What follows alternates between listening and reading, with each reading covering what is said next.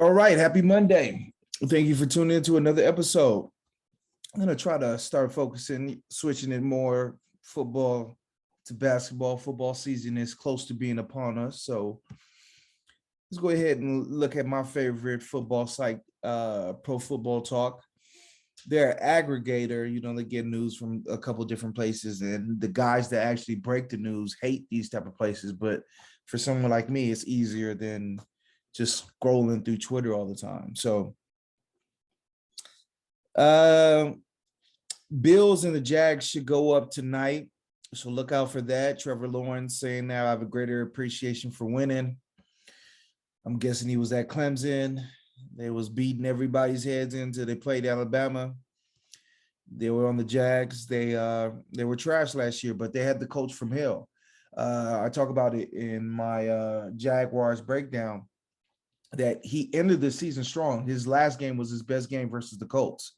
So that's a positive. But my biggest concern is, do they have enough weapons around him? Seahawks have had internal discussions about adding Jimmy Garoppolo. Time is ticking. If you're going to do it, you need to hurry up and do it. Time is ticking. So you heard, I mentioned again, Cam Newton talk about how this kind of threw him off in the season when he had to come in the middle of the season or later in the offseason cycle and pick up a playbook. Now, the Patriots system is known to be one of the hardest systems to learn under Josh McDaniels. There's a lot of read and react plays for wide receivers. So quarterbacks need to have their syncing up, their timing proper. So maybe it won't be as hard for different quarterbacks judging in different systems. I don't know. We'll see. But I think, the sooner the better if they're going to make the move. It'd be interesting to see how much the Niners value Jimmy Garoppolo, if they're even willing to trade him, let alone in the division, let alone in the conference, but in the division. You change him to a division opponent. Easiest way to win the Super Bowl. The path starts by winning your division and getting home games in the playoffs. So to trade him in the division means that you don't really think that much of him. But they haven't. The trade hasn't been consummated yet, so who knows? What else do we have here? Let me try to bring this in. NFL pre briefs on Deshaun Watson due today. Like I said, this process, I'm sure the NFL thought it would have been over quicker.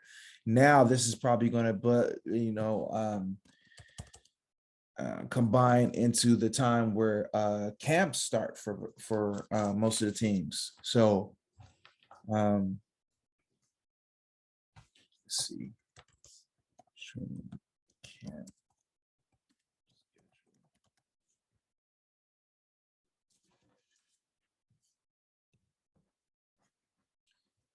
So Cardinals start on the 21st. The Seahawks start on the 26th. So still some time, 15 days from now. But whether it's Jimmy G or whether it's these young boys, this Deshaun Watson situation, you want to get all this stuff clarified before training camps start. NBA's vote to make the play-in permanent. I mean, play-in was great this last couple of years. It's must-see TV. It gets high ratings. John Morant's star has kind of risen in the league, and I do think that's part and parcel to this play-in, where you have the closest thing to an NFL playoff one-game elimination style. If you're a basketball fan and it's a 7 and 8 seed and they're good teams, you're going to watch it. There's no way you're not going to watch it. You're going to watch it. I watched all the games this past season. I watched all the games the past season before. The Warriors versus Memphis went down to the wire, I think, last year. So I think it's a good thing, and it helps the younger players get some notoriety and have the NBA world have their eyes on them. The Magic shut down Banchero. That's pretty much how the summer league works. Is the star players play 1 or 2 games and then that's it. So they're giving out rings now. So maybe you'll get more of the mid-tier players wanting to play, but I don't think so. The star players give 1 or 2 days. If you're gonna go to summer league, you want to go down there early, so you can watch the star rookies, and then a lot of the NBA people are there early, so you can it's great. If you're a basketball fan, it is a truly magical experience.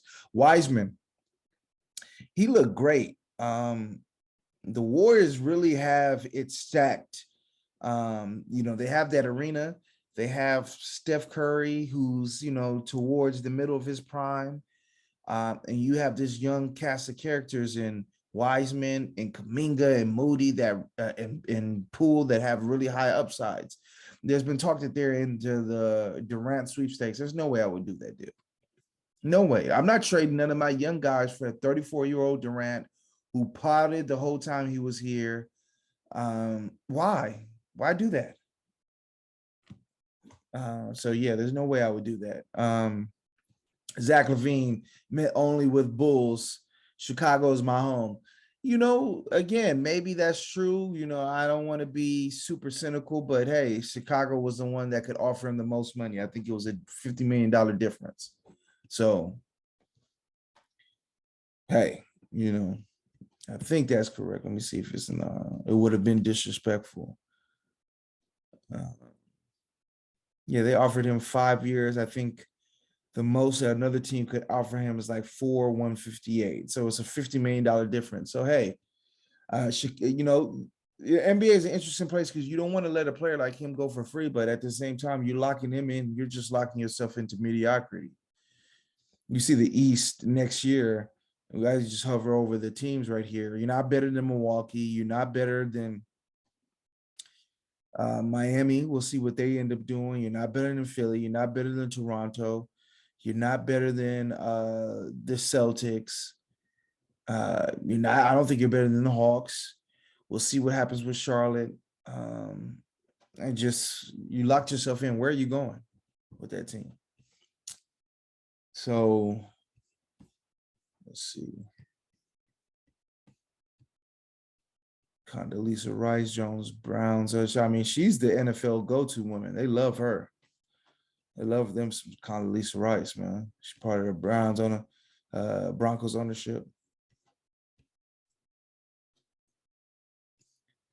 Yeah, that's it, man. It's been a slow time of year. I wanted to watch. I was excited to watch Orlando versus OKC, Chet versus Blanchero, but like I said, they pulled the guy, so that wasn't available to you.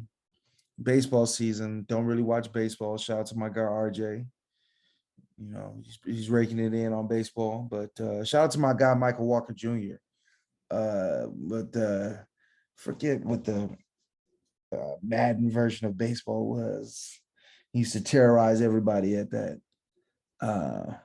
But yeah, he was good at the MLB, the show, or whatever the fuck it was. Stupid ass baseball. No, but I like baseball. I'm a Dodgers fan, and they're doing pretty well this year. So I really enjoy playoff baseball. So I think they sell a marketed good product. Regular season baseball, I think the MLB is so close to their traditions more than any other sport that I don't think they're ever going to get rid of that, at least not in my lifetime, the 162 games. And it's just hard to create urgency when you have games a season that long. That's the NFL secret sauce, is urgency, because there's 17 games. They only play once a week. If you're a fan of the Cowboys, they play once a week. They play 17 games. Missing a game is a big thing. It's a big thing. Like if you're a Lakers fan, hey, I got to catch dinner tonight. I missed this game. If you're a Cowboys fan and they're rolling, missing a game is a huge, huge thing.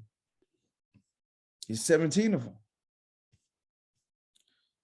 And another thing NFL has in its favor is, like, if you're a fan of the team, because they only play once a week, you can rejigger your schedule. Like, listen, We going out on Saturday night because on Sunday nobody's talking to me.